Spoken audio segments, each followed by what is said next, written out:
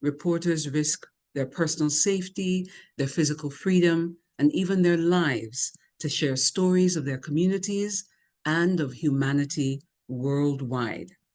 War, civil strife, and the catastrophic effects of the climate crisis increase these dangers. As the organization of media sector around the region, the CBU condemns disregard for media insignia and all deliberate attacks on journalists in these and any other contexts intended to suppress the truth. So today we reflect on the important role of media freedom in supporting the public good with facts. Accurate information is essential to inform decision-making, especially in the face of rising disinformation. We applaud all those who pursue the truths we watch, hear, and read, and honor the memory of those who have tragically died in the course of this work. CBU is honored to partner with the UNESCO Caribbean Office, based in Kingston, Jamaica, to bring you today's event. And we are very grateful for their partnership. So welcome all of you who have joined us. We have a very interesting program planned for this session, for this celebration of World Press Freedom Day. On behalf of the Caribbean Broadcasting Union, we are going to ask our president, Dr. Claire Grant, to offer a welcome. And Dr. Grant is the Deputy CEO of the RGR Gleaner Communications Group, based in Jamaica. She has more than 30 years of industry experience, from editorial to broadcast programming and sales, as well as marketing and strategic management. She holds a doctorate of business administration, focused on advertising and marketing from the Mona School of Business and Management at the University of the West Indies. And she's also an adjunct lecturer at UWI's Caribbean School of Media and Communication, CARIMAC. So Dr. Grant, it is with great pleasure I hand over to you to offer the CBU welcome. Thank you. Thank you very much, SG. Good morning, good afternoon, good night, wherever anyone is across the world. It's with great pleasure that I would like to deliver the message from the Caribbean Broadcasting Union to all of us here today on what is a very important part of the business and the industry that we're in, and that is that of journalism and the people who work in the space. With free and independent media under attack around the world, the CBU joins the world in recognizing their vital role today on World Press Freedom Day, May the 3rd. The mandate of the CBU, a grouping of public and private media in the Dutch, English, French, and Spanish Caribbean, is to contribute to the regional development and integration through sectorial advocacy, content sharing, capacity building, training, and support for free expression in traditional and new media formats. CBU's key partnerships include membership of the advisory board of the Center for Media Integrity of the Americas, and representatives on the News Committee of the World Broadcasting Union. Journalists are facing increasing targeted attacks online and in person, with journalism proving to be one of the world's most riskiest professions. In its most recent report, the Committee to Protect Journalists, CPJ, noted attacks on journalists' lives and liberty remained at near record levels in 2023. They documented 99 journalists killed worldwide, the highest total since 2015. The CPJ also documented 320 journalists imprisoned for their work as of December 1, 2023, in its annual prison census.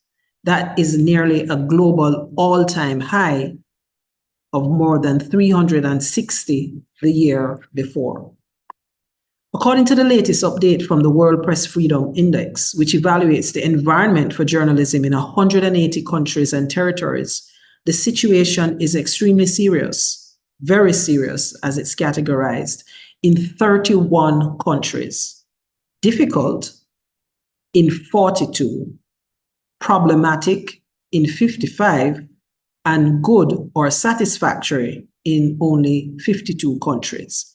In other words, the environment for journalism is bad in 7 out of 10 countries and satisfactory in only 3 out of 10.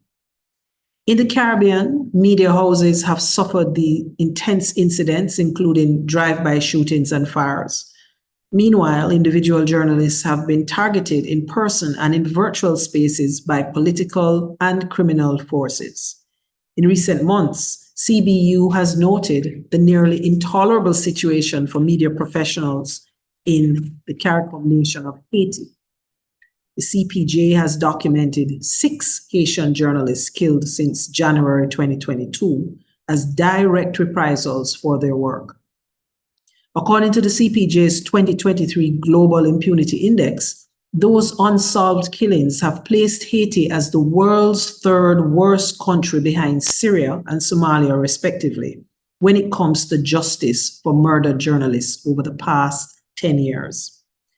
The CBU, in recognizing the critical nature of the work of free media, especially in vulnerable developing states, is turning the spotlight on Haiti during its World Press Freedom Day event on May 3rd, that is today, in collaboration with the UNESCO's Caribbean Office and the UNESCO's Office responsible for Haiti. The online event will feature Emmy Award-winning journalist Jacqueline Charles from the Miami Herald, as well as the head of Panos Haiti, Claude Louison.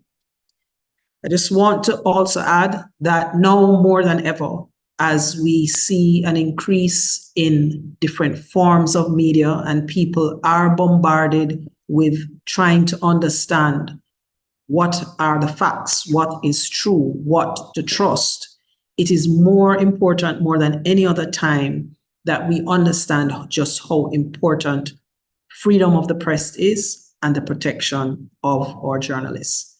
So I look forward to the continued discussions. Back to you, SG. Thank you so much, Dr. Grant.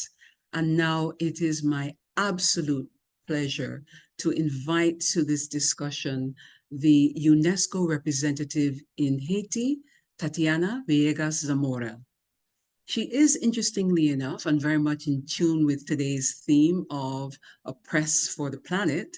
She's an underwater archaeologist with a degree in art history and archaeology and a master's degree in underwater archaeology and protection of underwater cultural heritage.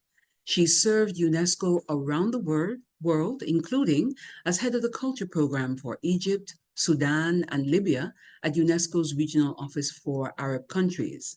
But she's also devoted a good deal of her career to the Caribbean, serving earlier at UNESCO's Regional Office for Culture in Latin America and the Caribbean, based in Havana, Cuba, as coordinator of the culture program. However, since June 2022, Ms. Villegas has been appointed as UNESCO representative in Haiti. She's particularly interested in creating synergies among developing countries in the fields of underwater cultural heritage protection, combating illicit trafficking of cultural property, disaster risk reduction, and protecting the diversity of cultural expressions through academic and practical exchange programs.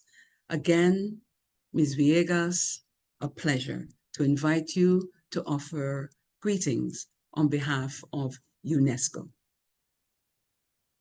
Thank you very much. Good morning and good afternoon to those in different time zones. Like myself, Dr. Claire Grant, President of the Caribbean Broadcasting Union, Ms. Sonia Hill, Secretary General of the Caribbean Broadcasting Union, Ms. Jacqueline Charles, award-winning journalist with the Miami Herald, Mr. Jean-Charles Louis, coordinator of the Panos Institute in Haiti, my colleagues, dear colleagues, Paul Hector and Jeffrey Lochard, dear participants, it is an honor for the UNESCO Haiti and Kingston offices to join the Caribbean Broadcasting Union, the CBU, for this special session focusing on Haiti at the occasion of the World Press Freedom Day.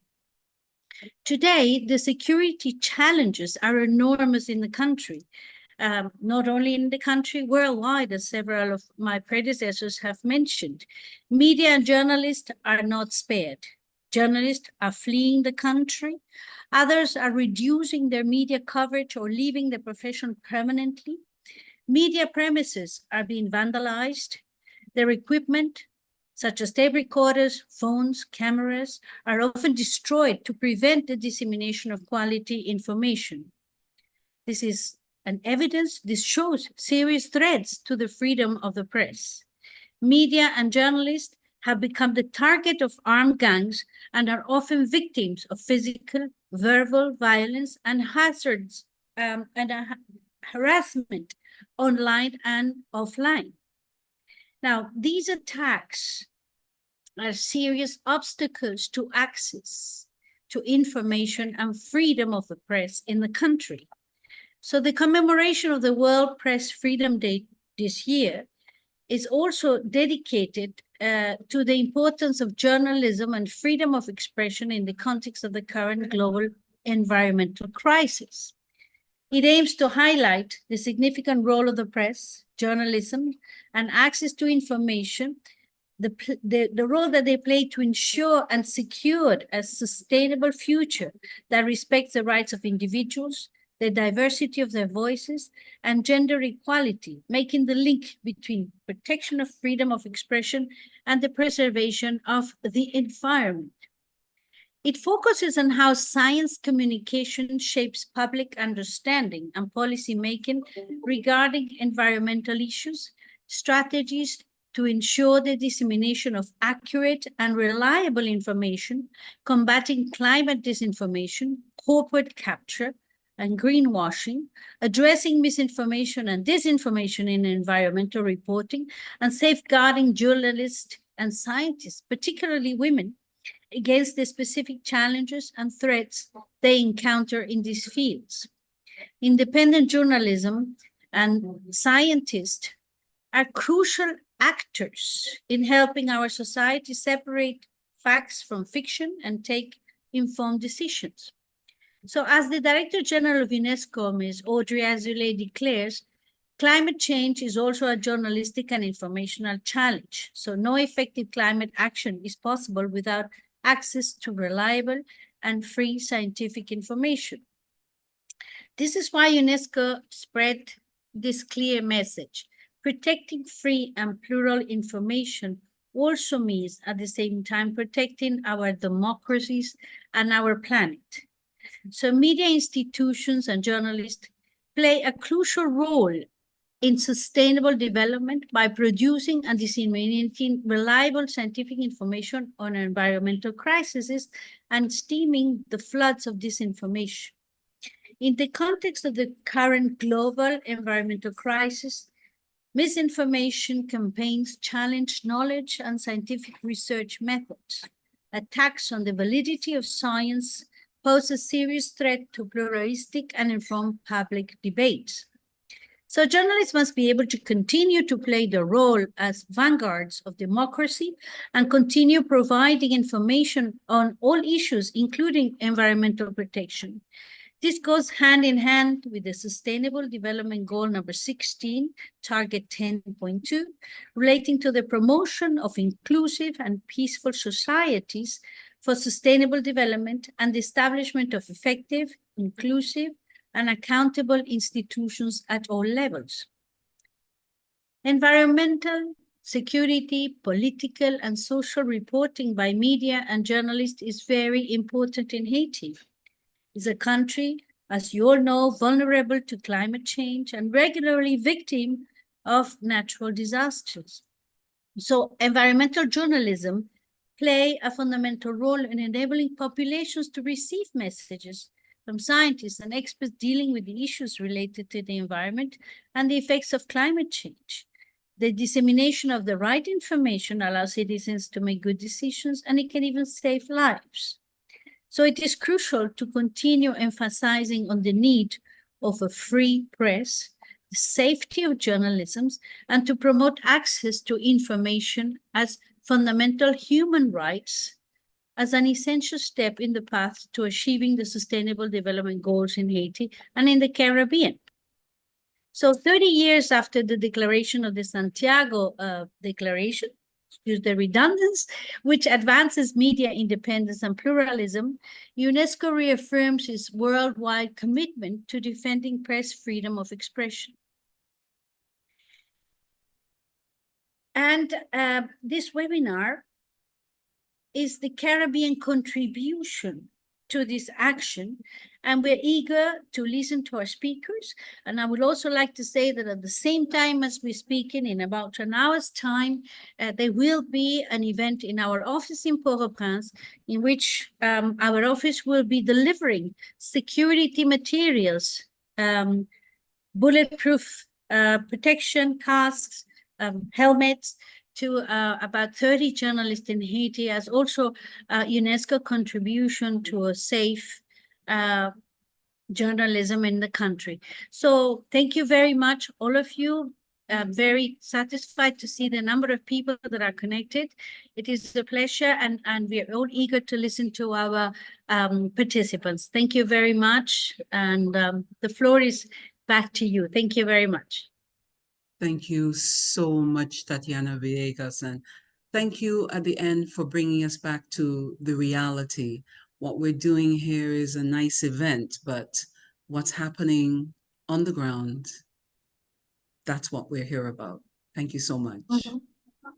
And to take us even closer to the ground is someone who has been covering Haiti for more than 2 decades. She is a Pulitzer Prize finalist for her coverage of the country's devastating earthquake in January 2010. She also produced for the Miami Herald a post-quake documentary, and forgive my mispronunciation, Nubuk, which means we're fed up in Haitian Creole. I am so pleased to introduce my friend and our colleague, Jacqueline Charles, Miami Herald Pulitzer Prize finalist and Emmy Award-winning multilingual Caribbean correspondent covering Haiti. Over to you, Jackie. Hi, good morning. Everybody hears me. All right, thank you very much for this opportunity. A lot has been said about Haiti by the 2 previous speakers, so I'm not sure what else I'm going to add, so I will probably repeat some of this. First of all, I think that this theme is a very important theme. World Press Freedom Day is something that is very dear to me. I'm a former president of a local chapter of the National Association of Black Journalists. I'm a founding member of the Carolina Association of Black Journalists at University of North Carolina at Chapel Hill. And I'm a mentor to a lot of young journalists. And so I really do believe that we need to continue to highlight press freedom, especially those of us who are dedicated to this profession.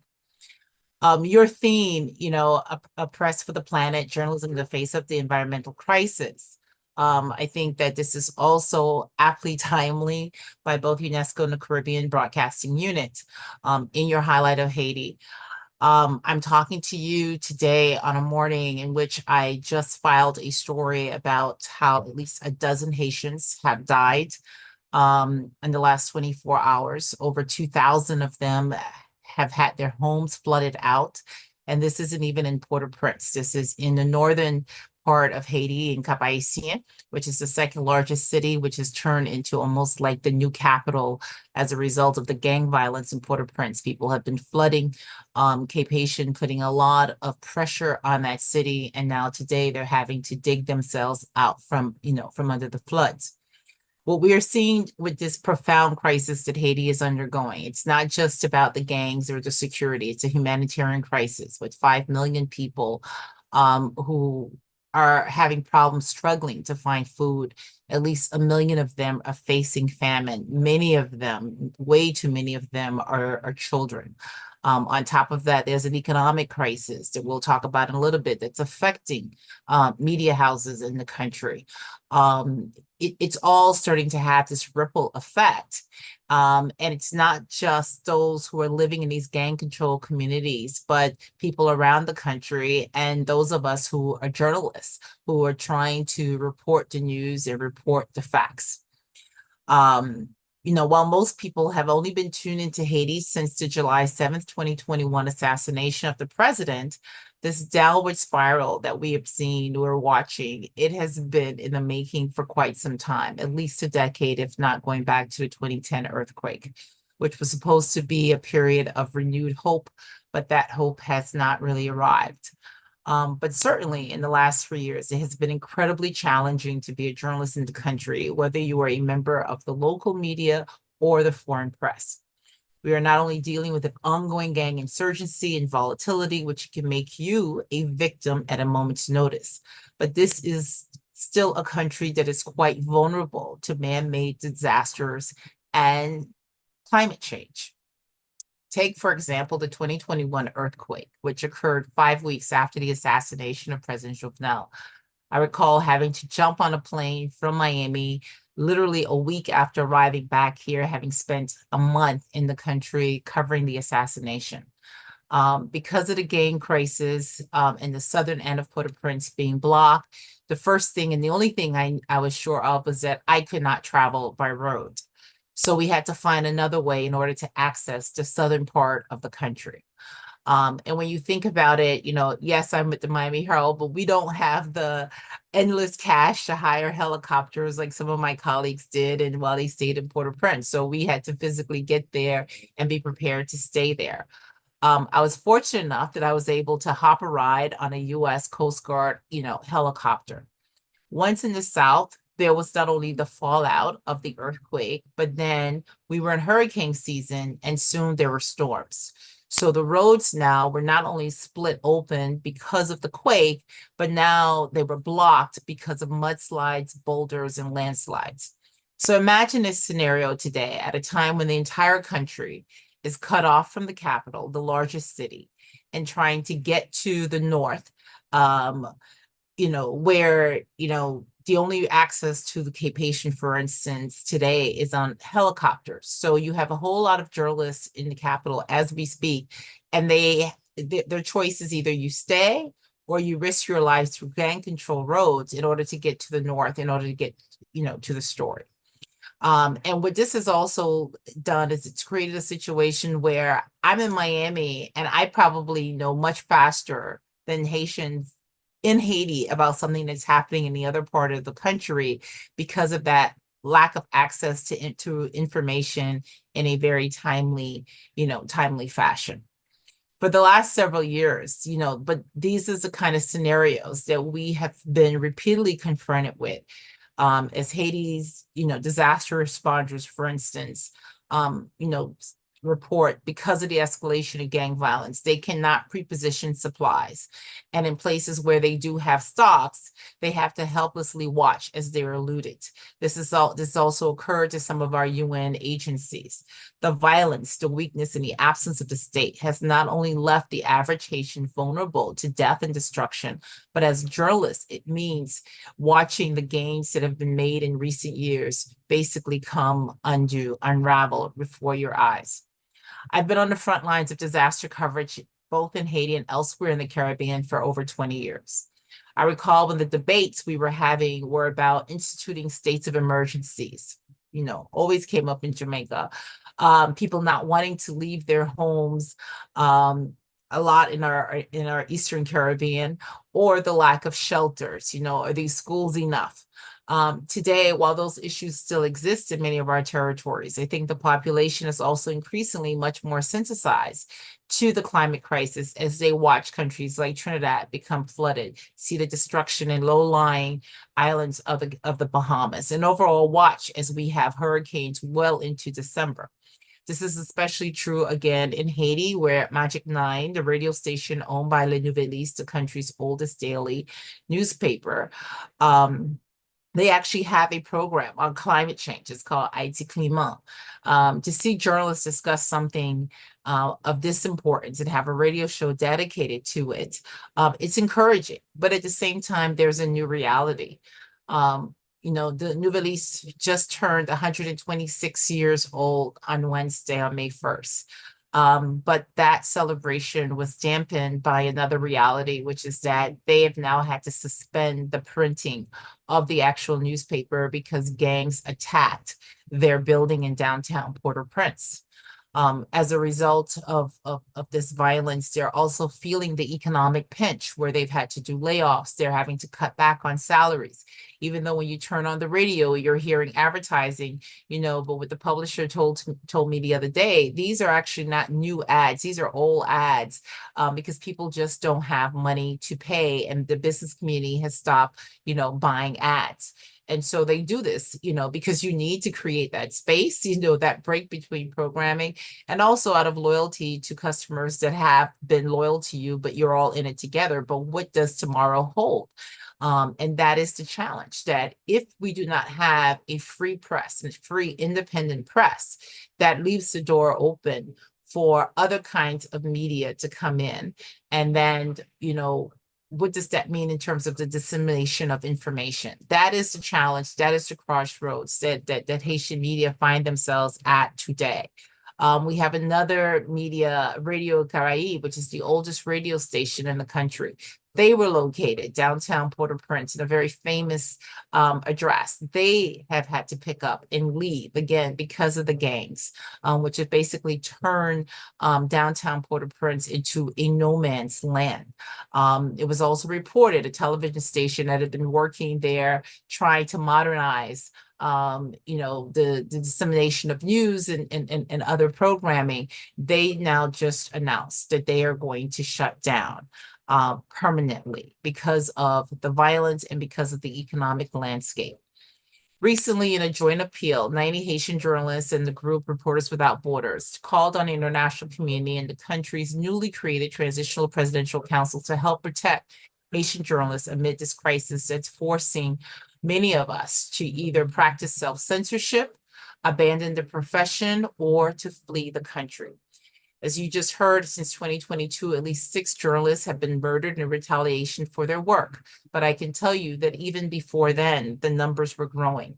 The most famous journalist in the country, Jean-Dominique, on April 3rd, it had been 24 years since he had been assassinated until this day. Those responsible for his murder have not been brought to justice. They have not been sentenced. No, but you know, these killings that we're seeing now, again, have made Haiti the world's 3rd worst offender on the list of countries where the murders of journalists go unpunished. And what that means for me as somebody who works on the ground is that while you don't try to focus on the negative, you always have to be sort of aware of this. You know, I remember not too long ago, you know, a story breaks in the middle of the night and you just jump in your car and you go.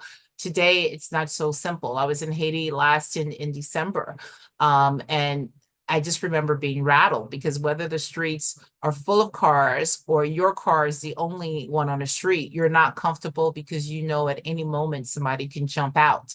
I'm very happy to hear that UNESCO is going to be providing Haitian journalists with bulletproof vests because this was something, you know, these things are not cheap. And I remember, you know, reporting on protests and seeing journalists without, you know, that kind of protection. Those of us who are involved in the country, we increasingly talk about how can we help our fellow journalists to, one, better protect themselves. What can we do? And I'm going to end it as saying that I think that going forward, you know, one of the challenges and the struggles that we are also dealing with in the country is that we're seeing the rise of a lot of young journalists and bloggers, and a lot of them are coming out of these communities that are controlled by gangs. And as a result of this, they have certain access. And because of certain access, they take certain risk. Well, when you take those risks, oftentimes it turns on you. In the last couple of years, I've had to help a couple of journalists get out of these very difficult situations, but it also makes those of us who are independent and who are on the objective side of the news, it makes our lives very difficult because when we're seeing, gang members that are basically talking to the international media, somebody is serving quote unquote as a fixer. So there's a collective responsibility. And the challenge today is like, how do we convey that collective responsibility to not just protect those of us who believe in this profession and are doing this profession, but to protect press freedom in this country? Because today, I will tell you that press freedom is very much being targeted. It's very much in danger in Haiti, not just because you get a target on your back, because of what you've written or you've reported, but just because of the fear that the environment is creating. And people are now questioning, do I self-censor? Do I leave? In the last couple of years, we've had journalists who have left the country, those who were fortunate enough to have a visa that they can leave. Others have been kidnapped. Others have had to go underground. And there's really been a lack of support in terms of how do you help them in this situation. So I will stand it there. And again, thank you very much. All of these are important topics.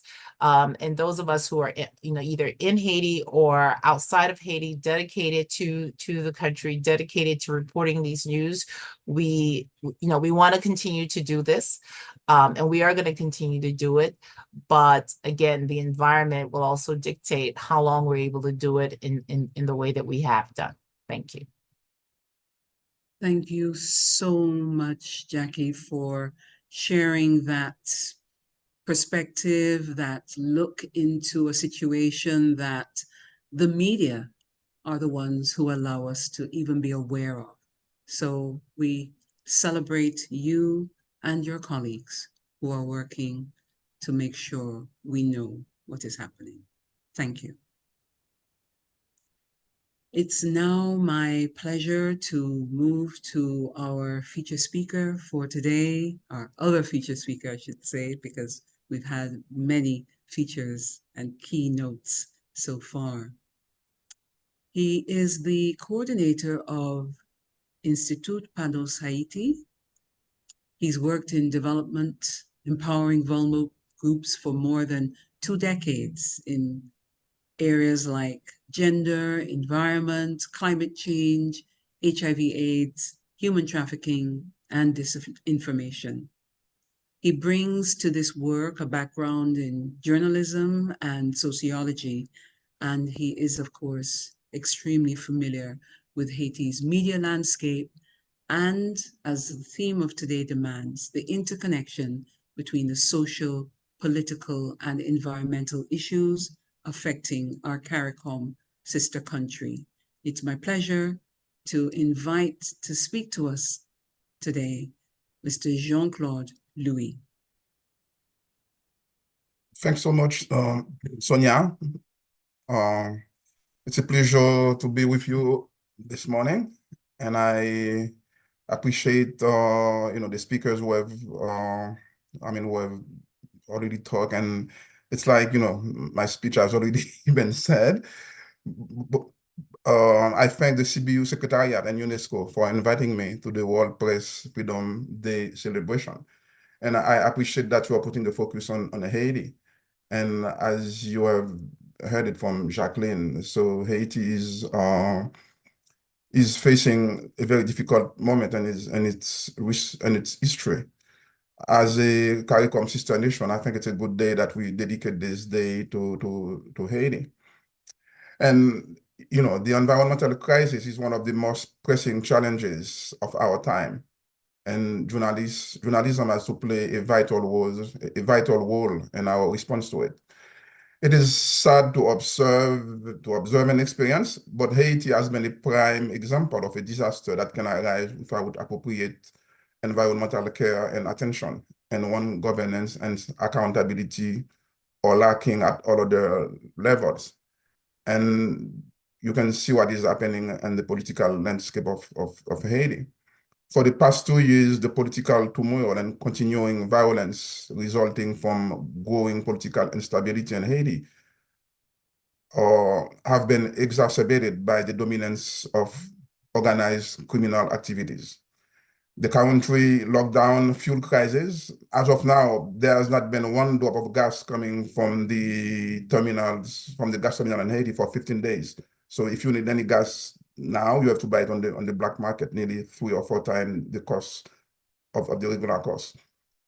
Gang violence and political deadlock have worsened water, sanitation, and hygiene and condition of the most vulnerable people. And cholera that has been, well, cholera that was about to disappear from the Haitian radar has come back. 1.2 million children in Haiti's capital or exposed.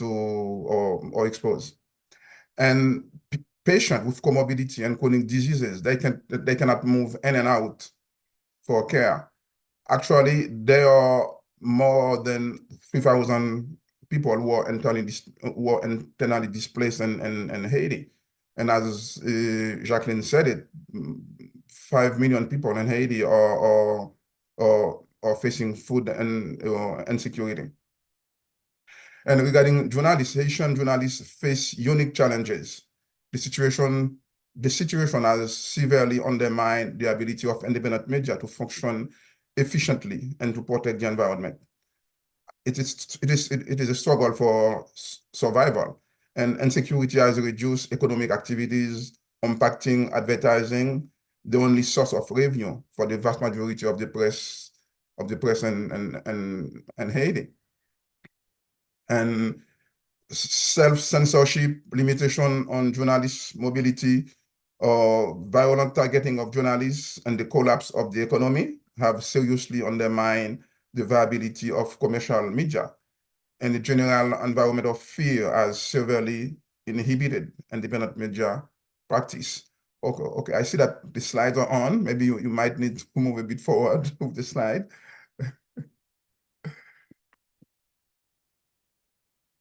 And today, I mean, it's good to know that UNESCO is going to have this event in Haiti, and I doubt that media and journalists in Haiti are in the mood to celebrate. But it is, I mean, it is our world, so we have to do what we should do.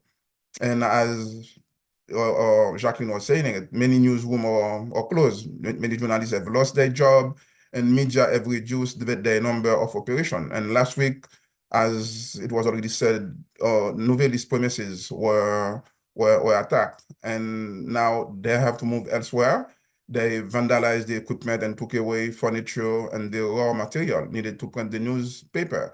And it's only now that Novelis, you can read it online, but they did not charge any fees. And they are going to see if they can start charging fees for reading the paper. And the ecosystem in Haiti is fragile. So the Haitian press is living through coarse days. Radio Caraïbe, an icon of the electronic press, had to move out of its historic premises. New TV, a television program contributor, is closing down and ceasing operation. And I would like to say that if we ever need to emphasize the critical role of journalism and freedom of expression in the current global environment crisis, it is now, because tomorrow might be too late. It's a matter of survival. And for us from the Caribbean and small island developing states, addressing issues affecting our environment is a matter of survival because of our vulnerability to climate change.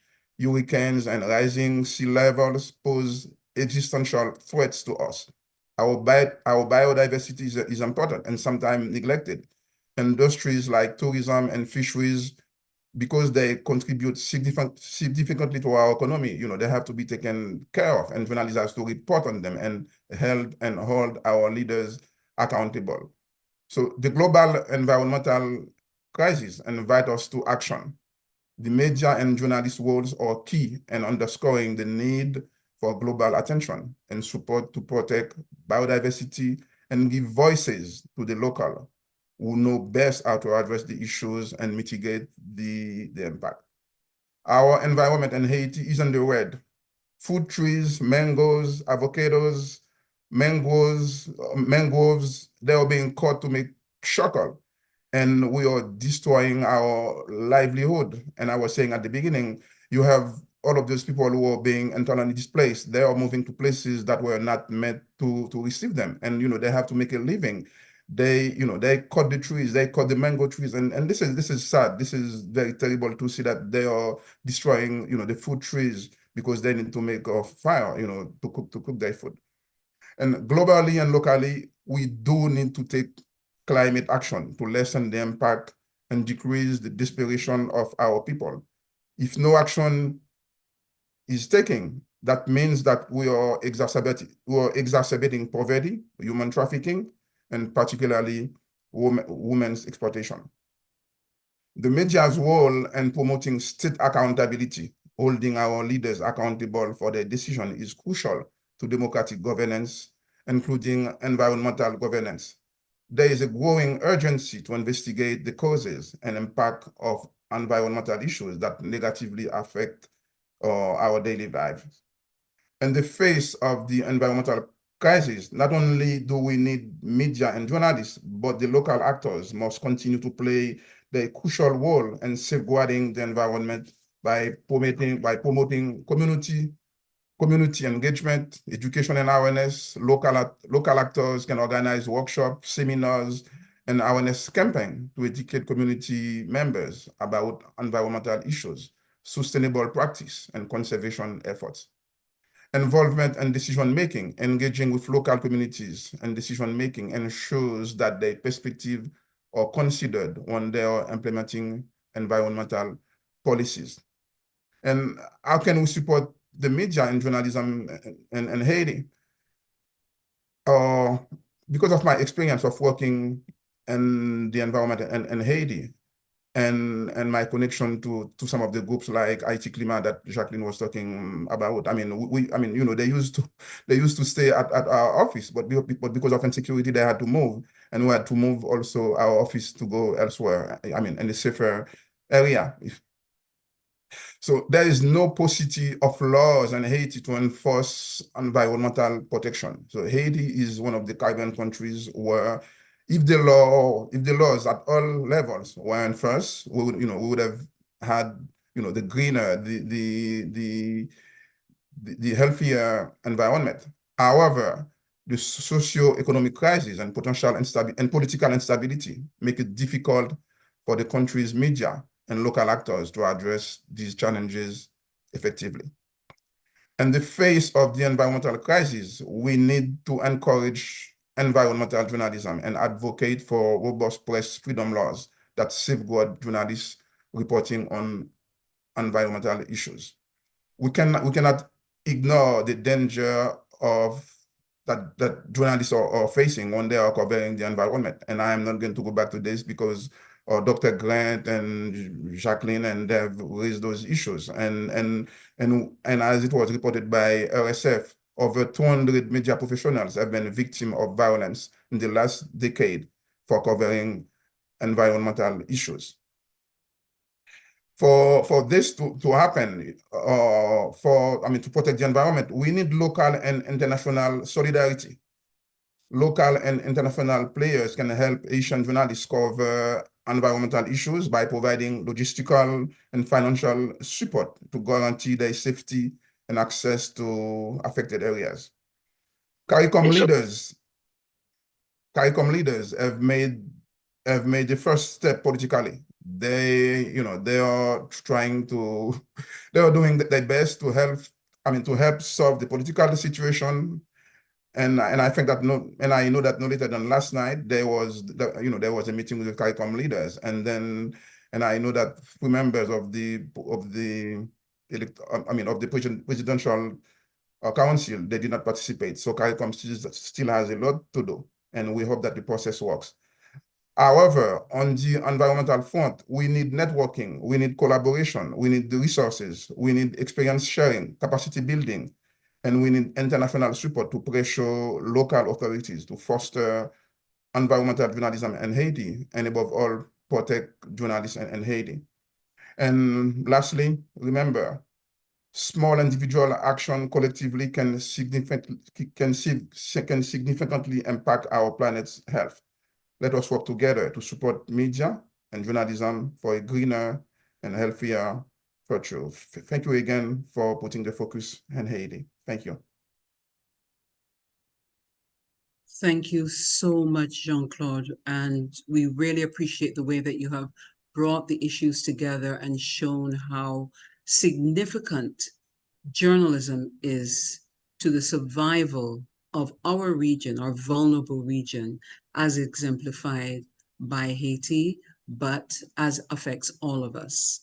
I am now quite honored to introduce the moderator for our discussion today. I will not take a lot of time introducing you to Dr. Paul Hector, who is the Information and Communication Advisor for the Caribbean Office of UNESCO based in Kingston, Jamaica. So I know that one of our presenters has another important assignment related to Haiti coming up shortly. So I hand over to you, Paul, and take over the moderation. Thank you. Well, good morning, everyone. Thank you very much Sonia, for your very warm welcome. And before I go forward, let me please request that you allow me to adopt the protocol that has already been established before. And just to offer a few small words before moving into the moderation. I'd like to say on behalf of Dr. Anna Paulini, Director of the UNESCO Office for the Caribbean, who is not able to join us today, and of course also on my own behalf, our sincere and really deep appreciation to CBU for the opportunity to join forces that has been given to us, and also our office in Port-au-Prince on this day, World Press Freedom Day, being organized under the theme of A Press for the Planet, Journalism in the Face of the Environmental Crisis, to really take this opportunity to join us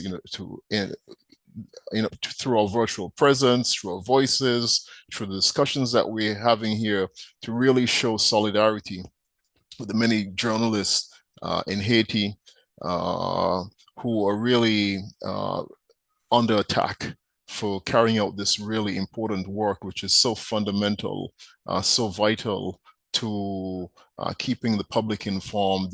As we all know, without quality information, we can't make good decisions. Unless we give voice to the challenges that various persons are facing, unless we cry out and understand how improvements can be made, all of the lofty visions and goals that are encapsulated in the 2030 Sustainable Development Goals will not be achieved. And, we really express our tribute to the many journalists who have really made journalism a vocation, much more than a job, who are sacrificing their well-being, the safety and comfort of their loved ones, and also, paying the ultimate price, sometimes with their lives, to really keep us informed, to keep us aware.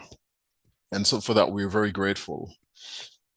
What I'd like to do now is I will be sharing some information as we go along, but I'd like to really open up the floor now for any questions. If there are questions from the audience, please, you can indicate by a show of hands or typing into the chat, and I'd be very happy to direct these questions to the various speakers who are here. So.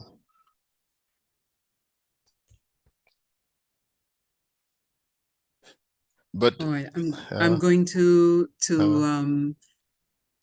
take hosts or Yeah. co-host privilege and Uh, offer a question. First of all, I'd like to begin with Jacqueline, who is spending a lot of time covering Haiti. And before I ask her the question, I just wanted to note that part of today's presentations were supposed to be from the community radio operators based in Haiti, and the office, the UNESCO office, was coordinating this with us, but then had to advise us that because of circumstances, which we all appreciate, it wasn't possible for them to be here. So even the active participation in an event like today is something that we have to be very mindful of. But Jackie, as you consider your next step, your next time in Haiti on the ground, and even as you do your coverage with key stakeholders, how much of the governance of that country is impacted by the dire environmental state, in your opinion, and from having covered it for a few decades? Well, I mean, it's interesting you should mention the governance issues. So for instance, we now that there's this political deadlock. One of the things that came up in the report by the Office of Civil Protection today is the fact that we already have a country that's an environment that it's very vulnerable, right, to the environment because of the cutting of trees and things. But then you have flooding because there's no runoff because the sewers are clogged. The rivers have not been dredged. I mean, that goes to governance. Trash has been piled up. That's governance. So when you have this sort of absence of the state and things are not being maintained, then when you have something like a little bit of rain, or that's just 15 inches of rain, it turns into as if it was 15 feet of rain. So people become even increasingly vulnerable. So those are the challenges that that you're seeing. You mentioned the community radio. I'm not sure what the reasons are, but I do know that there's a fuel crisis that's going on. So you need fuel to run the towers for cell phone service. Cell phone service in itself is spotty. There's been plans to do fiber optics and all of that, but for you to carry those out, you need the governance. So this political crisis that we have been in, and let's be clear, it's a political crisis that did not begin 3 years ago. It existed during the tenure of President Jovenel Moise. We had a last transition during the presidency of Michel Martelly. The country was forced to do an election after being hit by a 7.0 earthquake that almost wiped out the capital. It has been this just cycle of turmoil that it hasn't gotten out of just because it had an election. So the governance really does, it really does speak to that. And let me just say this, is that as journalists, we have watched things just sort of become increasingly more difficult. I think we didn't touch on this, but what I've noticed too is, like, with the explosion of social media, it's difficult to be a photographer in Haiti now because you want to go and take somebody's pictures. People don't want to have their pictures out because of the economic situation. People are being desperate. You go, you talk to somebody, we can't pay people for their stories. But if you approach somebody, then somebody else approaches them because they think that you've paid. It is very difficult, but you want to be able to get on the ground reporting, and you want to hear from the people who are most affected by the crisis.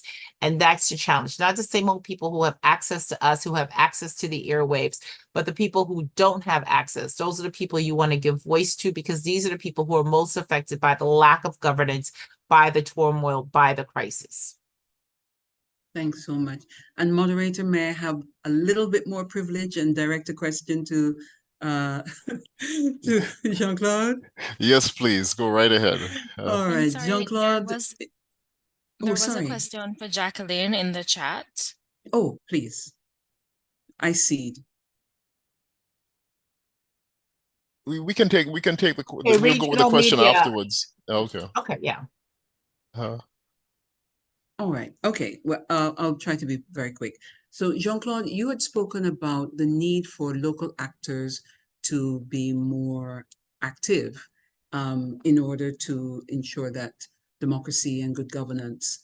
How is this facilitated by good journalism?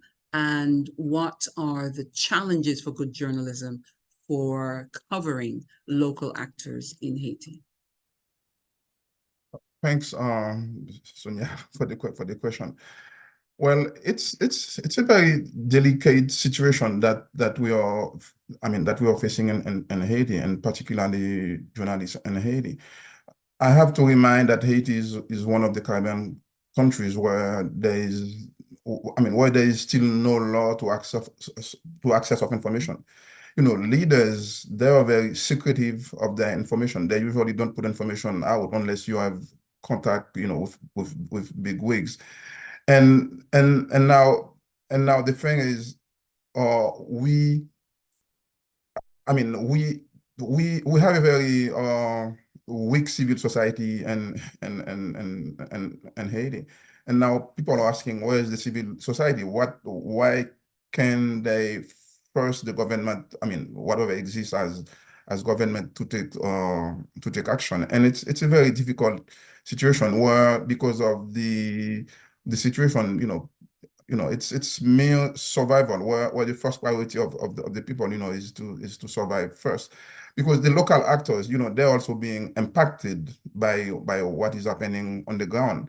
And even the women groups, the peasant, the peasant group, they used to have action that would force the government to take action, but now they're also facing issues. So it's a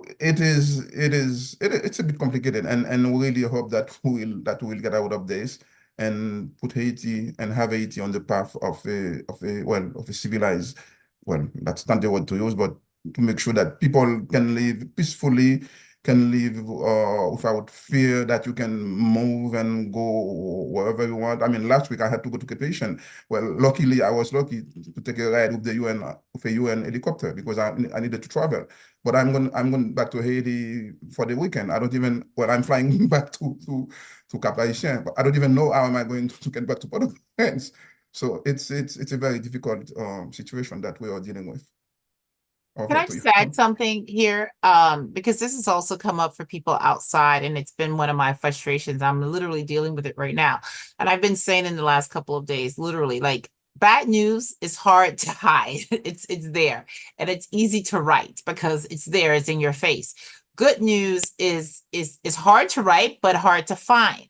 And when you have officials who don't talk to you, and don't put out press statements, or are not, are not in doing communicating, it's very difficult. And so it's like what he just said. It's like, if you have access to somebody, then you can call them, and one of the most frustrating things about this ongoing crisis, when it happened February 29th, was like, despite the insurgency that was going on, the police, they were responding, they were having some gains, and trying to get the police to at least acknowledge that and talk to you.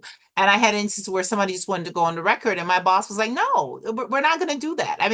If, there are instances where you're going to go off record with certain people, but then there are instances where you're in charge and you need to be willing to go on record and take that responsibility. So I think for us, when we're trying to do that balanced coverage, or we're getting slammed by people because of the coverage, the authorities also have to do their part as well, and be more responsive and provide that information. So a lot of it is really just digging, because it's not really accessible. And sometimes when they give it to you, it is misleading, and it's purposefully, misleading. And that's become a problem in recently for us. No, thank you very much, Jacqueline. Actually, what you and Jean-Claude have been really describing, it's really a sort of a perfect storm, if you can call it that. And I wonder how journalists are able to maintain this vocation, this commitment. But before you think about that, let me share with you a question which has been proposed by Wesley Gibbons, and he refers specifically to you, Jacqueline, talking about this idea of collective obligations to secure the interests of media in Haiti.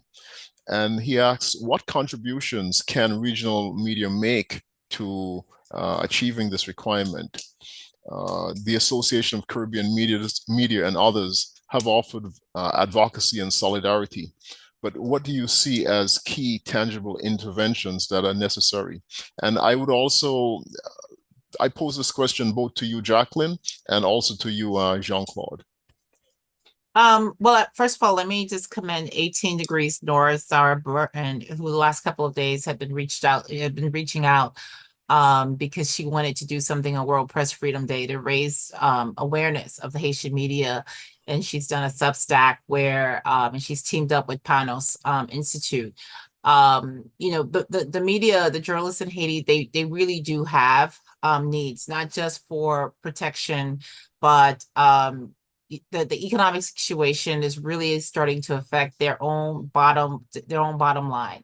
They need training. You know, as I mentioned, we have a lot of young journalists or young people who regard themselves as journalists, but they didn't do any sort of formal training, and oftentimes, you know, end up putting themselves in danger or things like that. So I think that there's a lot. You know, Haiti is part of the Caribbean community. You know, I was born in Turks and Caicos. I'm also of Haitian descent. I view myself as this bridge. We are not outsiders. Yes, we speak French and Creole, but there are opportunities for us to have more of a shared collective relationship. RSF has reached out to UNESCO and in trying to figure out, you know, how they can help the media crisis journalists that are in Haiti. They're still examining this. I was wondering if they were going to do some sort of a fundraising thing, because real life, how this has worked out in the last couple of years, where we've had journalists who have had to leave, there is not an organization that is there dedicated to helping them make the adjustments, financially help them. We've had to pull into our own resources of people that we know, and thank goodness for them. But my vision is that there is an organization or group of organizations that take this in hand and that are really dedicated to assisting Haitian journalists at this time of need, whether it is helping them resettle, helping them find ways to supplement their income, but you know, trying to preserve freedom of the press in Haiti really is going to take a collective effort by everyone. No, thank you, Jacqueline. These challenges that you've, I mean, so vividly illustrated, they're not easy ones to deal with. You mentioned, for example, the challenge of people having to leave, going into exile, but at the same time, reconciling this with the need to continue reporting. So very, very difficult challenges. Anyway, I will share with you a little later some of some exploratory initiatives which UNESCO, through its International Program for the Development of Communication, are exploring with this in this regard. But first, let me give Jean-Claude an opportunity to share some of his perspectives on the same question about what contributions can regional media make to Haitian media. Yeah, thank you, Paul. And I think Jacqueline has mentioned the collective action. Yes, this is something needed. I mean, we need this, you know, to make the issue, I mean, to make the situation known to the world, and also to, you know, to ask international bodies to support media freedom in Haiti. But at the same time, we have to see it at the individual levels. Well, I have journalist friends who have lost their job, and you know, they have no job, and they have a family. And as you may know, you can count on your fingers journalists in Haiti who have a salary that goes beyond that goes beyond $500 a month. You know, I mean, it's journalists in Haiti are usually underpaid, and and very often, many of them get into the profession because, they are a close friend with the director. Sometimes, they don't have any proper training. So training is something that is needed. But at the same time, in the situation, I mean, it would be good if they could be reporting grants because, I mean, it would be good that the journalist still practices journalism while he's surviving. I mean, as Panos do it sometimes, we provide some grants. I mean, we don't pay, but at least you give opportunities to the journalists to go on the ground and do his reporting. And we know journalists in Kafufei and in some other areas that gang have invited who had their house destroyed. So it's true that we may not be able to help all of them, but if there are a few that are in the worst situation, I mean, if we can help them, maybe pay rent, so that's something that could be done.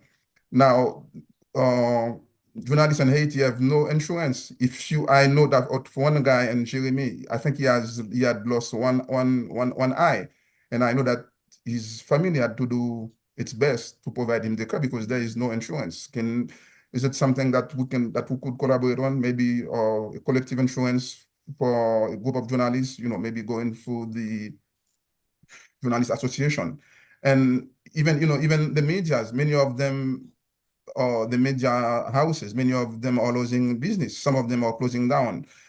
Or is there any way, well, some of them don't even have internet connection. And now in Haiti, many people have to buy Starlink. So can we provide some Starlinks? Well, I may be saying too much.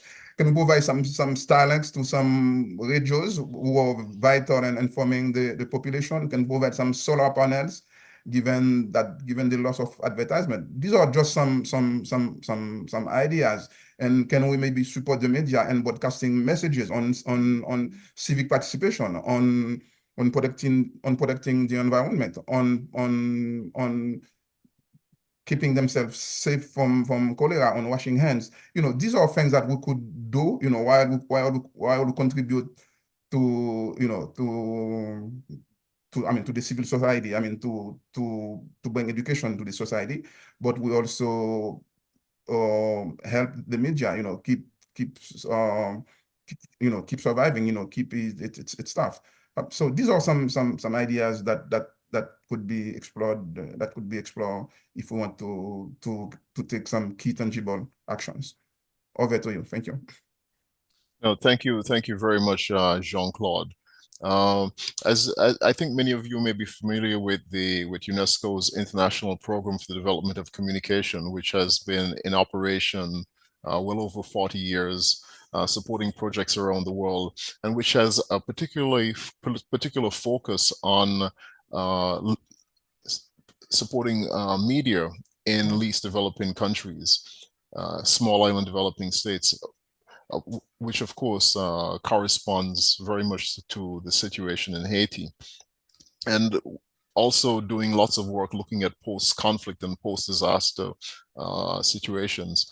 One of the things IPDC has been recently looking at is also supporting issues related to journalists who are in exile or seeking to go into exile, providing protection, and of course working with other institutions which provide this sort of support.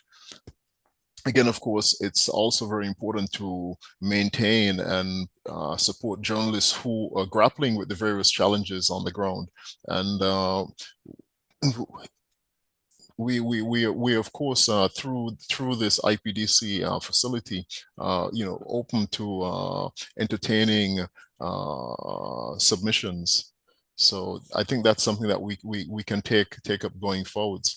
Maybe I take this opportunity to give the floor to Tatiana from the Port-au-Prince office, who might want to maybe share a little bit more about the recent donation and how this was facilitated. Tatiana, over to you.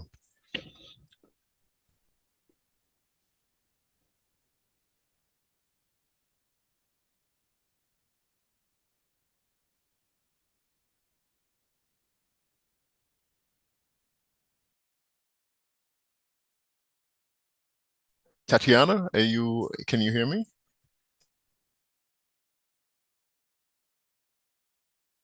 I think you're muted, Tatiana. Yes, Paul, I'm here.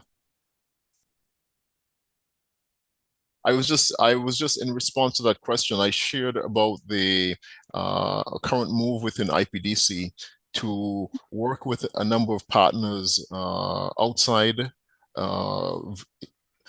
to provide support for journalists Sorry. going into exile. Currently, there's one initiative where journalists who are currently within the EU can access support.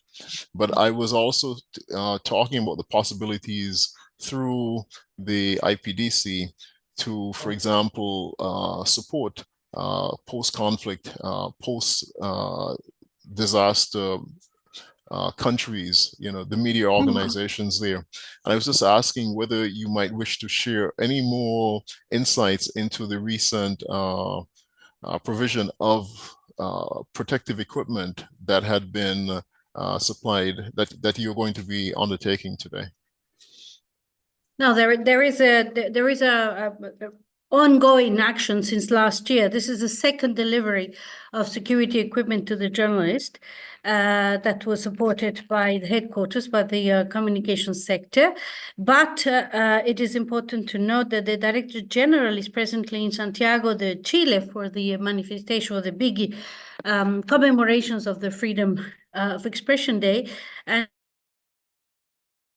going to have Haiti high on the agenda of a priority country after Mosul and after Ukraine, in the sense of not only protecting cultural assets, but also a very big part of her plaidoyer, as you say, of her request for support from donors, international donors, is for journalists.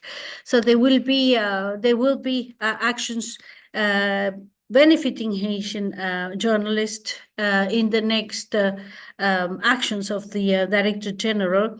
So we are hoping that we will be able to increase the amount of help that we're giving the journalists, not only in equipment, but also in capacity building, particularly for handling misinformation and specializing in the different topics, to have journalists specialize in political issues, others in environmental issues, in cultural affairs, so that they can be much more, let's say, linked to the subjects and be able to do a better job informing the population, and also using artificial intelligence and all the technology that is possible. We are also going to the SEEDS conference in Aruba, in Antigua and Barbuda during the month of May, from the 27th to the 30th of May. And that would also be another ground for asking for help and create an awareness on the need to help journalists in Haiti and in the Caribbean in general, as part of SEEDS, of the small island development states. So there's a lot going on, and I think this interdisciplinary approach that we have developed, not only at UNESCO, but at UN level, in order to attain the Sustainable Development Goals, which imply not concentrating only on communications or on science or in culture or in education. Everything is linked. So there is education for sustainable development, education. And so there's going to be a lot more support, in which journalists seem to be, media and journalism is part of all of them.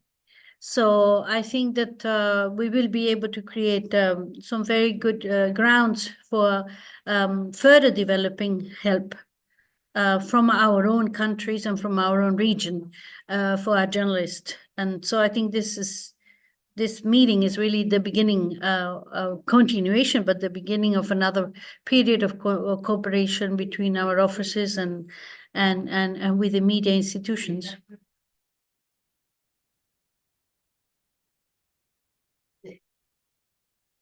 Back to you, Paul. Yes, thank you very much, Tatiana. Both of our speakers, you both shed a lot light on the very difficult challenges and situations that are being experienced here.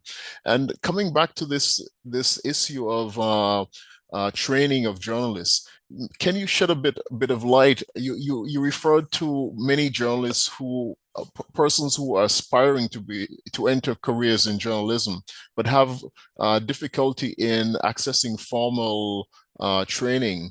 What are some of the existing pathways on the ground? I heard Jean-Claude, he also referenced the difficulties in accessing, let's say, things like the internet. What are the sort of strategies that are being used to build capacity? Well, I have to tell you, on one of my most recent visits to Haiti, I remember being at one of the hotels in the courtyard, and literally there were scores of graduates. And I was asking a friend of mine, I was like, oh, is that like a college or whatever? He says, no, those are all journalists. I'm like, journalists. And I was pleasantly surprised at how many new journalists that were being graduated. And so one, it's encouraging to see that there is interest, in this profession. But I think that when you look at the weaknesses in terms of, lack of access to public information, the lack of protection for journalists, the fact that, libel laws, things like that, that we need to ensure that what we are putting out are people who understand disinformation, who understand, issues of ethics. This idea that you can buy a journalist, like, in the United States, I tell people, I am not allowed to accept anything that costs more than $25. I'm not allowed to accept anything, but it definitely cannot be something at $25. And there's a reason for that. And what Tanya talked about, disinformation, that we're starting to see that is even popping up in the United States a lot. You have to train journalists, if that's what you want to be, on how do you do this job and how do you do it in an objective manner, and not where you become what we say in Creole, machaniko, somebody that's sort of selling your mic. So, with me and my colleagues, when we talk about the need in terms of how do you do journalism, how do you practice ethical journalism, but, and then also how do you stay safe when you are covering these protests? I almost got like slammed by a police officer during a protest once. I've seen journalists, get, tossed over, in this. So sometimes the danger isn't just from the protesters or whatever, it's from the security forces that are supposed to be, protecting you. So there is a lot there to be done. And yes, they need internet access, they need equipment, they need, laptops, just the basics. So there's a lot of opportunities there. I mean, I think that what we have is a will and a desire to do it. Now, the question is, how do we ensure that we continue to invest in those who want to remain in the country, who want to be the disseminators of news, especially with online now, but there is a responsibility in what we do. And I think that's what we need to convey. Well, I mean, so much there that you've raised that we can dig into further, but let's hear from Jean-Claude, maybe his thoughts and reactions. Yeah, thank you, Paul. Well, I think that Jacqueline has said it all. Oh, Jacqueline, by the way, I didn't know that your Creole was so good. Yeah, I mean, we do. I mean, the thing is, Okay. I think the profession of journalism honestly need to be. I mean, we need to. I mean, it has to be debated in Haiti. I mean, while we have good journalists, we have some of the best journalists. I know because look, I am a journalist by training myself, even though I have not written a lot. I have not, but I am mostly involved in building capacity for the journalists because we've done training on misinformation and disinformation. We even produce a toolkit. We do reporting guide on the environment. That's that kind of stuff. But the thing is, as Jacqueline was saying, there is an interest for the profession, but at the same time, we need to, I mean, we have to debate it, who is journalist and who is not journalist. And that's the thing that advocating for years, asking, the media owners, media managers, and journalists to sit down and decide. I mean, who is journalist, who is not journalist? Because sometimes when you see the way that information is being relayed, it's very questionable. So we need to make sure that the profession is organized, that there is a body that you respond, that there's a body that you respond to.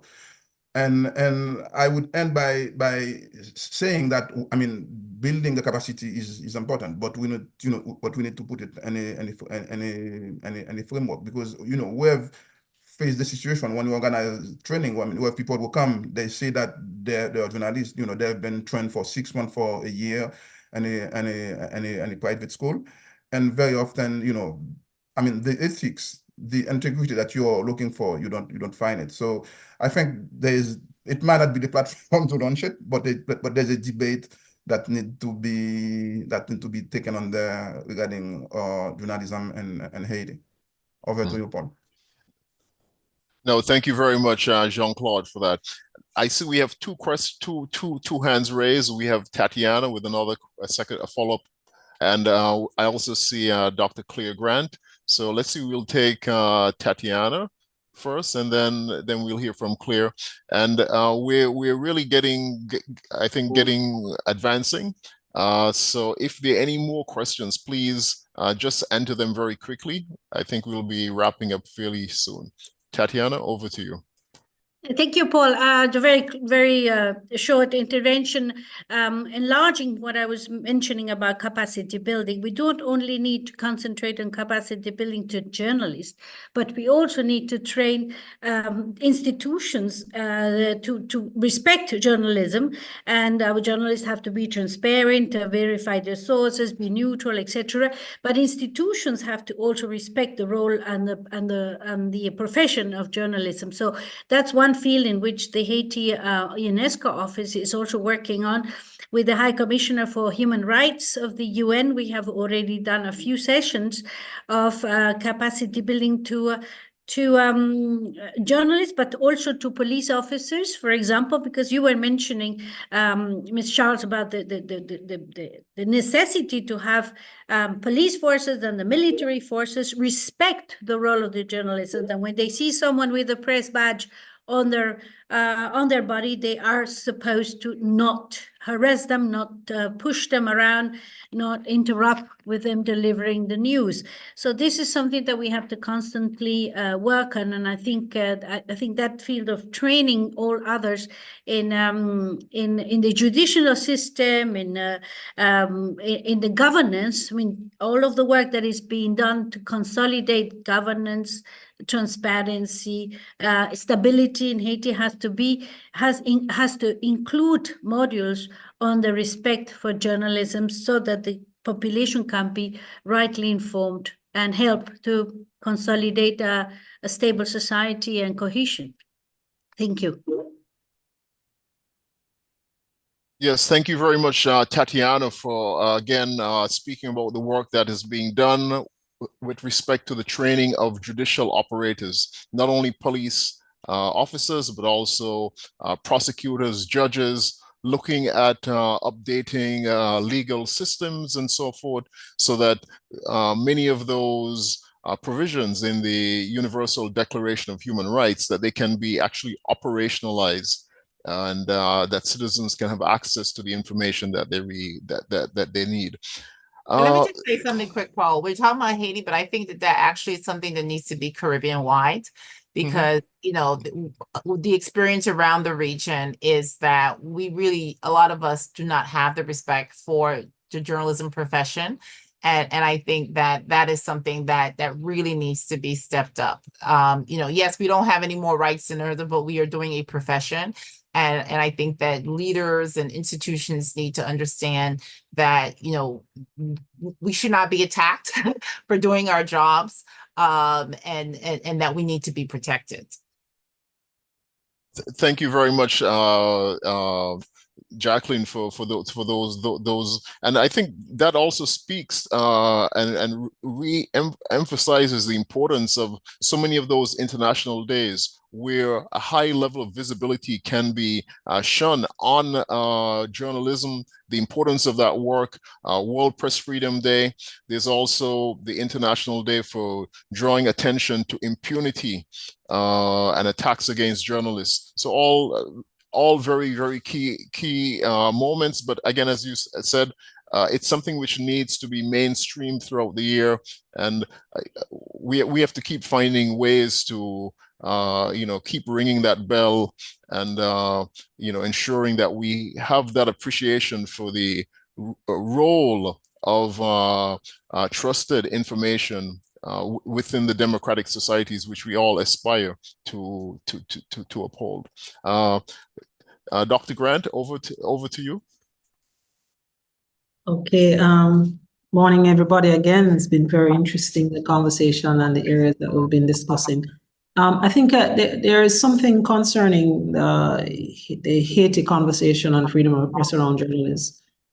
Haiti being the focal point, but the concept is the same. And I think for coverage of issues, sometimes, like in this case, we're focusing on the journalists in Haiti and the challenge that they have, which is a real one, and how they're going to deal with it has some physical limitations that we talk about what we want to do, but there are challenges there. I think the most important challenge that I see, and I think Ms. Charles spoke about it, is what happens when you're in that space and the self-censorship begins to take place, right? And this is a matter of, I need to survive, so I'm not going to write about this because I might end up not being there tomorrow. So the question really becomes, when we think about freedom of the press in the region, what is the role of other journalists in other territories in providing the kind of support, because they're not in that space where they can be, at risk physically? How do we promote a way of doing stories from people that are journalists, respected, have access to the various portals, so that we can tell those stories in a way that brings support to the country? And the reason why I'm saying Haiti is a catalyst, it comes up again. We're going to have hurricanes or earthquakes. There'll be other territories that will be affected by things that are going on. And I think in a world that is as connected as it is, that the ability of other media entities that are not necessarily in that physical space and how they contribute to ensuring that there is freedom of the press and really making sure that information about a particular area comes to the fore. I think that is an area that we should try to stimulate and encourage. Just a thought. No, thank you very much. I think that also speaks very much to that earlier question which was raised by Wesley Givings when he talked about the importance of solidarity and advocacy. So Jacqueline, Jean-Claude, your thoughts on this? Well, I agree. I mean, I cover CARICOM. I'm one of the few journalists in the United States who actually attend CARICOM meetings, despite how increasingly difficult they've become to get access.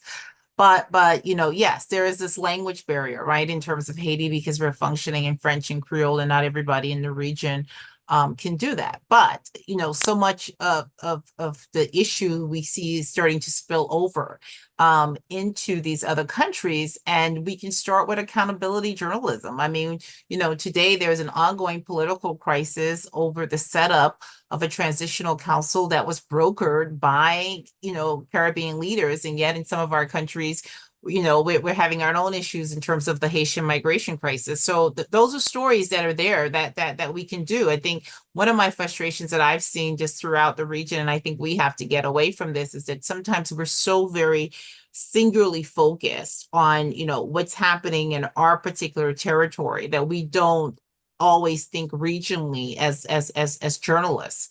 And I think that that is even outside of the Haiti scope, that there is a responsibility for us as we talk more about CSME and all of this. But as journalists in this region, operating in this region, we should make more of an effort to find those stories that regionally that speak to our strength or our weaknesses, but also hold our leaders accountable. And that's where you get Haiti into the conversation, where it's not the exception, but it's part of the thread. It's not an outlier. It's part of that inclusiveness. And I think the frustration has been that Haiti is always seen sort of as this anomaly when it is not, and it should not be. And if we are to have impact, we need to include it more and more as part of the larger issues that all of us are dealing with. The issues in Haiti, yes, they are on a grander scale, but they are not unique to what's happening in other small island states in this region. It's just that we're talking about a country of 12 million people versus a place of 300,000. So that's where I think the challenge lies for us as regional journalists, to increasingly put this story in a broader context, in a regional context, and include it as part of those regional conversations moving forward. Yeah. Jean-Claude, any last thoughts? Well, as Jacqueline is saying, I do think that Haiti need to be included, in the general landscape, because usually you think that Haiti is a country apart, and I don't know if you remember, Paul, in our last meeting, I mean, when I was joking saying that Haiti is only 45 minutes from Jamaica. Mm-hmm. Yes. So I mean, we need to refocus on Haiti, because Haiti is so that as the highest population of the Caribbean. I have been involved in the past in training Haitian journalism on the CSME, on what is CARICOM. But the thing is, it's very difficult for Haitian journalists to build a career. I mean, many of them, they have left the profession. And as I was saying, we need to focus on Haiti, to make sure that Haiti is part of the Caribbean. I mean, we are many countries, but we are diverse, but we are one Caribbean. I mean, I would be very happy when things normalize to organize a trip for some Caribbean journalists to come in Haiti, meet the media, meet the journalists, and not only on this matter, but one thing I like to say, Haiti has one of the nicest beaches of the Caribbean, of the Caribbean, believe me. And I remember I raised it once in a training, the first time that the Oasis of the Sea, this cruise come out, it came to Haiti. So we have many opportunities. So let's hope that things could resolve, and then we could live as a sister nation, that we know what the other is doing. Thank you, Paul. No, thank you both for this, and also for the optimism that you both hold and share, which is really crucial for helping us to find those silver linings in what seems to be like a very dark sky. As you've both rightly said, these experiences are not unique to Haiti. It's really just a matter of scale. And I just segue slightly. Today we have a report that has gone out. It's called Press and Planet in Danger: Safety of Environmental Journalists, Trends, Challenges, and Recommendations. And we see in this survey, which has been conducted, looking at journalists, over 900 journalists in 129 countries, and conducted with the International Federation of Journalists. We're seeing again attacks committed against journalists who are covering the environment. And this survey, I will put the link in the chat and share it with you. It's looking at, for example, data, looking at the various tools. In some countries, they're using physical violence, whereas in other countries, more quote unquote developed countries, you see legal attacks being taken against journalists, where they're threatened with lawsuits and other types of intimidation, causing them, either to stop, or due to the impending threat of financial death, back down. And yes, I'll be sharing this with you. Again, I think there's a lot of food for thought here, and I know CBU with its regional coverage, organizations like the Association of Caribbean Media Workers, the Media Institute for the Caribbean, all who've been represented here. Going forward, we'll be, working closely, looking at how we can, take forward some of these issues that have been raised, and through the various channels and means available to us, seeking to take action. So I stop here, and I turn back over to our very able host, the one and only Sonia Gill. Sonia, over to you. They say like knows like, so thank you for a wonderful job of moderation. Dr. Paul Hector, UNESCO Information and Communication Advisor at the Caribbean Office.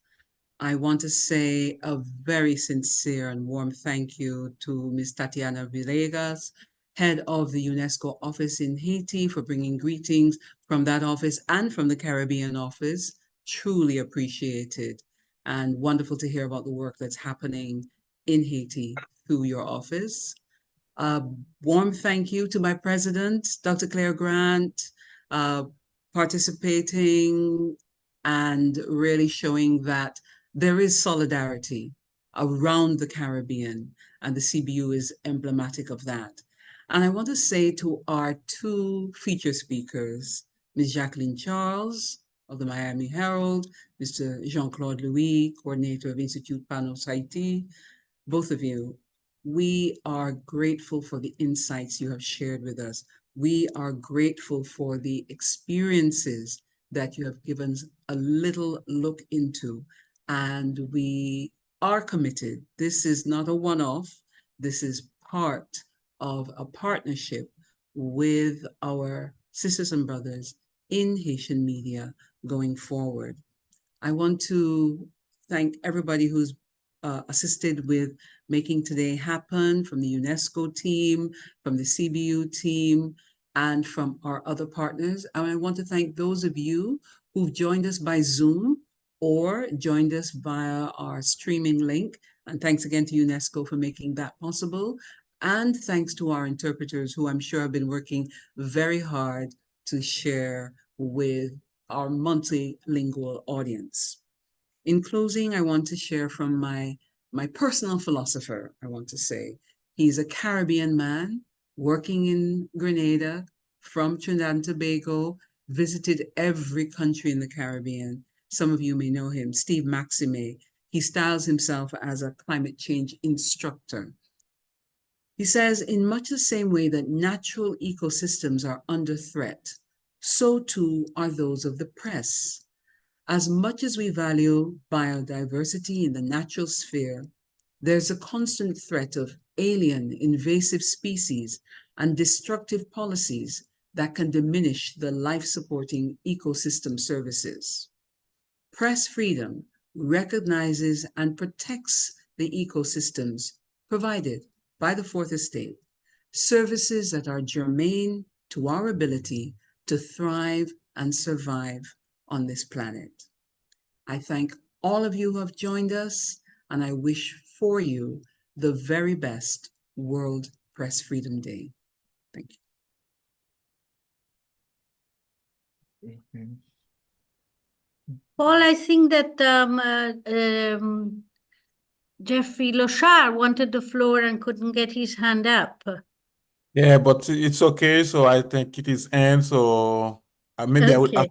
the question was for Jacqueline, but I think I will ask the question maybe later in the other webinar. Thank you.